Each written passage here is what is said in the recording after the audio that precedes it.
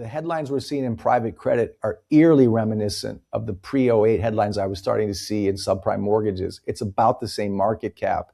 It's major over-levered. We have 10 times more notional derivative trades today than we did pre-08. We learned nothing from Dodd-Frank.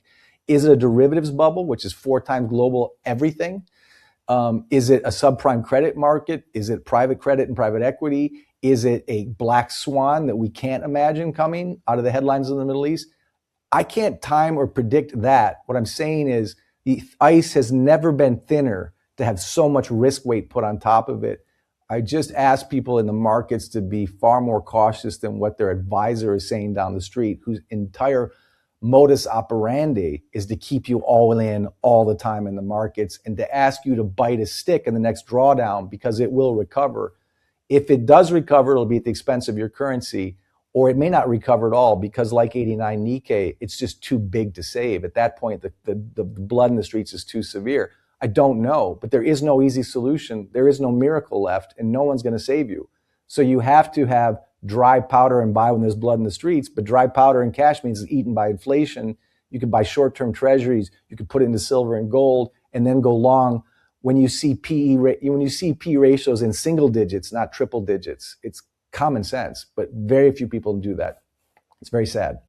Some great thoughts. Matthew, tell us about Von Greyerz AG and anywhere else people can go to follow your work. Yeah, Von Greyerz, we're based out of Zurich. We're all about the fundamentals of gold as a wealth preservation asset. You know, for us, it's not that gold is rising, the dollar is falling. Since 2000, gold is up 1,580%. The US dollar is down 99%. Since 1971, the US dollar, in terms of what it can buy with gold, is down. It's down 96% with oil. It's down 89% with copper. It's down 76% with wheat. What we're saying is gold isn't rising. Your dollar and your paper currencies are getting weaker because of the debt sins. And our thesis has been the same for decades.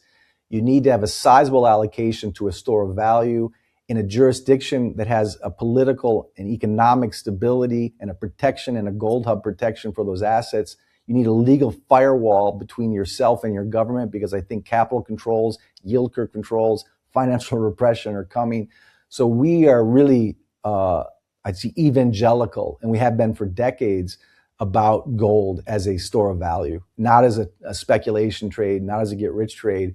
All of our articles and interviews can be found at vongreyerz.gold or vg.gold. We have a whole section on not just why gold, but how to own gold.